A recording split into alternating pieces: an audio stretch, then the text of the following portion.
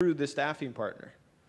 And the way we're going to do that is really, I think, educating and having our recruiters and account managers truly believe that they're not putting somebody to work, that they're changing their life. And I think when that shift happens, when our recruiters, the people that are really on the ground talking to these people getting the jobs, when our recruiters start to believe that and do the actions associated to that belief, that's when the stigma goes away. Can I just add, because I'm just, given the flexi format of the session, I've decided to pitch in. I've heard about the conversations around the social stigma. Yes, there are various people who can play a role in it. ISF can play a role in it. Government probably can play a role in it. But I think most importantly, we ourselves in our personal lives have to make a commitment to make that difference. How many of us would actually encourage our kids to take up a flexi job? It starts right here amongst us in our lives. I think we have to do that shift because there are so many short-term assignments which our kids can take up, while they're studying, while they're doing their graduations. How many of us encourage them? It's not just about making flexi cool. It's also about being an interesting way of skilling these kids. So yes, I think as ISF we can do certain things and collectively, but I think we have to start at home because I think that's the first step in getting rid of that social stigma. Because I'm sure that stigma is there in our heads as well. So just a comment on that.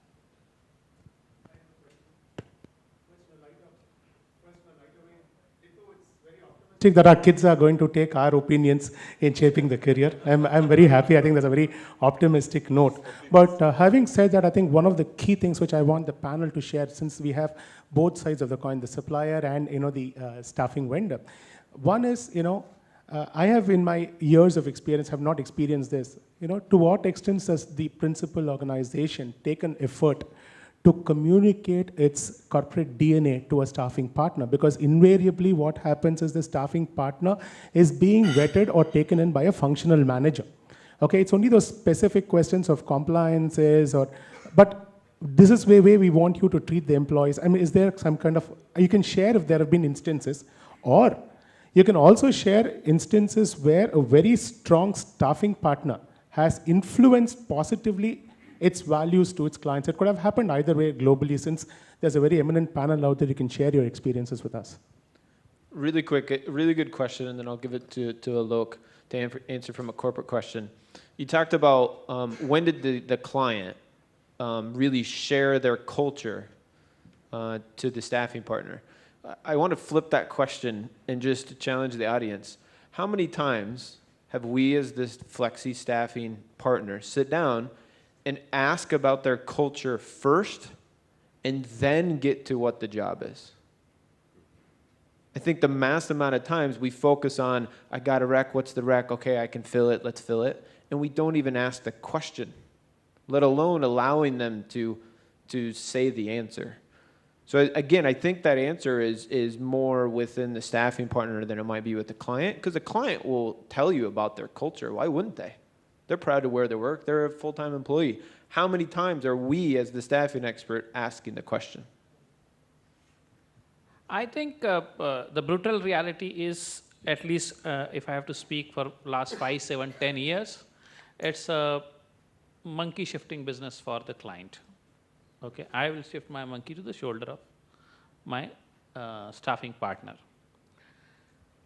We all know that best of the companies, no company, and I have worked some of the, like AIG I have worked and HDFC I am working, where extensively being the BFSI sector, AIG or HDFC will never say that you pay less than the minimum wages.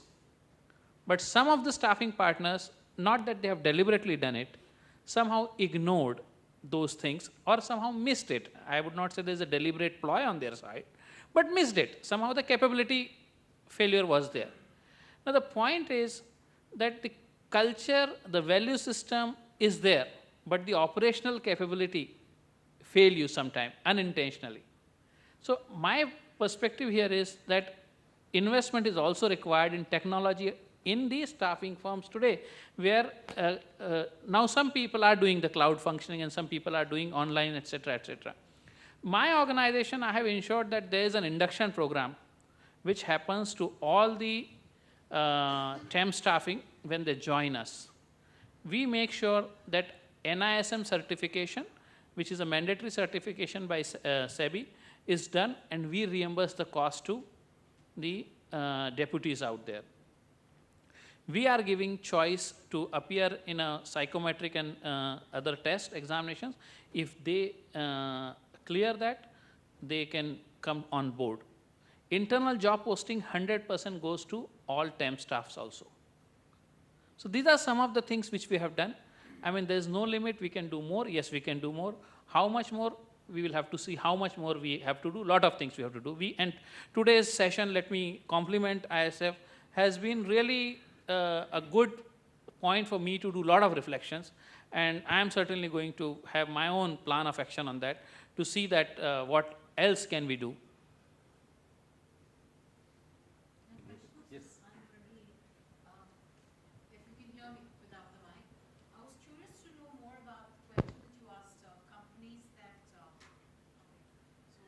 I was curious to know more about the organizations where you mentioned where 100% of the staff is flexi, because my experience in India has been kind of opposite, where the size of the organization or how seriously you're taken is determined by the number of people you employ.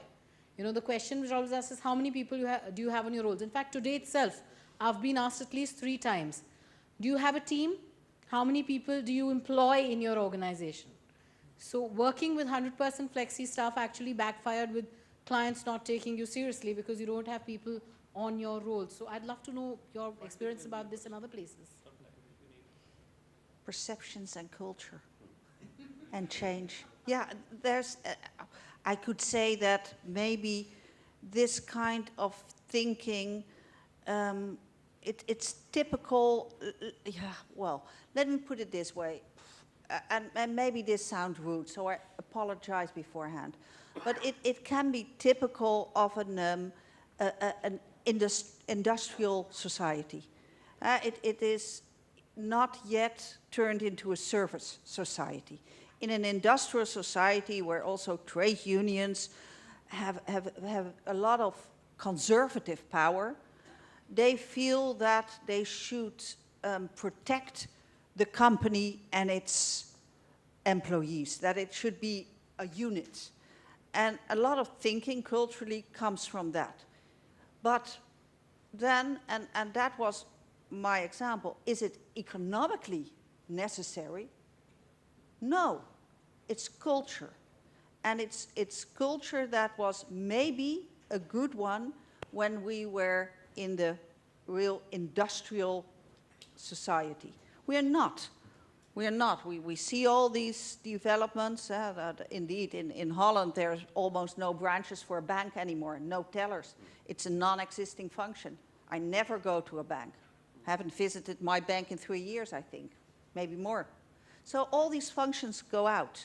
We turn into an IT-driven service society with products, but highly volatile. If you're volatile and you want to be competitive, you need flexibility. It's actually as simple as that. And then things changes.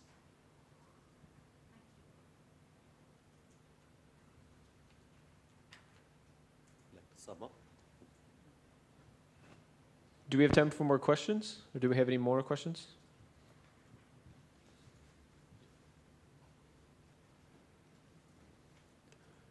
So I think I think there's a lot of good dialogue that happens, and it's happened throughout the entire day, I believe.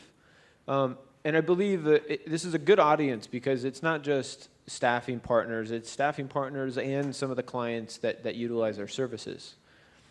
But like Alok said, I challenge everybody to do what he mentioned. Take a time to reflect on some of the added perspective we've gained today. Not just during this session, but during all of them, because it's a good opportunity, whether you're a staffing partner, whether you're a client that utilizes services now or in the future. There's a lot that we can learn, but I think personally what I've learned today is that the answer is probably more within than it is outside. That if we're going to change the perspective of the industry, I'm never going to be able to change my client, but I can continually educate them for the rest of my life why I think we're a staffing partner and how our service is truly valuable. So I think, thank you for your time.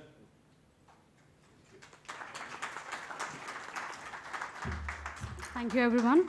May I now request Mr. Asim Handa, Board Member, Indian Staffing Federation, to present the mementos to the panelists.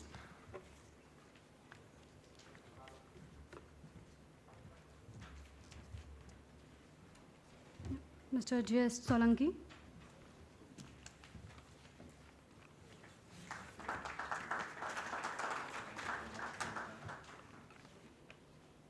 Mr. K. Pandyarajan. Ms. Anne-Marie Munz.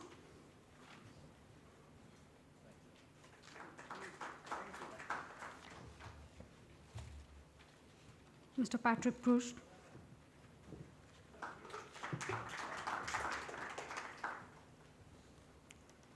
Mr. Alok Shriparkar.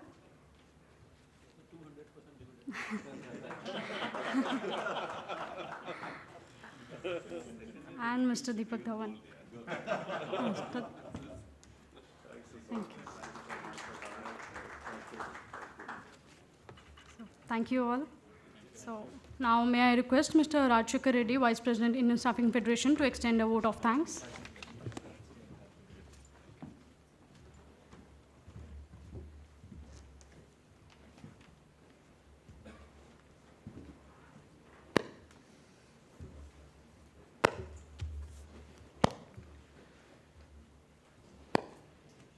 Good evening.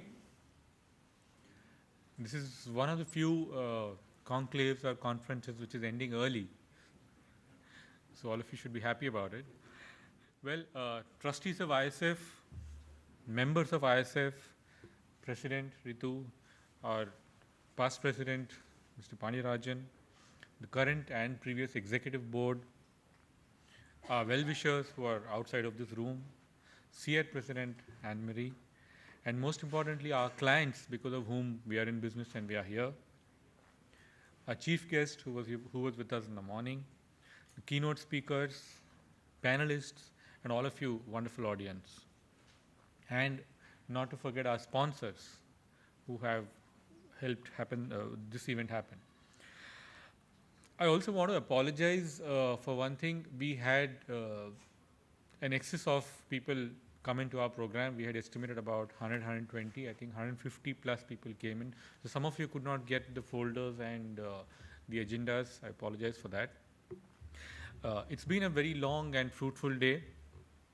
I'm sure all of you are taking back something with you from here. We had a very diverse speakers. We had people from the industry. We had users of staffing. We had people from the government, and we had other representatives. So I'm sure you have got a mixed view of various things. We had topics like staffing is cool or staffing is hot. Some people agreed, some people disagreed. Yeah, the opposite of cool is not hot. It's not so cool. Okay. ISF's objective of furthering the industry and influence relevant and effective changes for the betterment of this industry has moved one more step closer. I'm really not sure how far we are away from the goal, because the goal itself is also moving. However, and each and every one of you has a significant contribution towards these objectives in some way or the other, either being part of the industry, being user of the services, or being influencers, or being whatever. As we end the day, I'd like to thank each and every one of you for taking time out, for being here. The Secretariat, Suchita, Isha, and Mohit, who have put a lot of work behind the scenes. Handling such a big event without a formal event management company is a big task, so thanks to them. The hotel banquets, who have run the entire show seamlessly, and especially our sponsors, Ramco, Genius, Vision.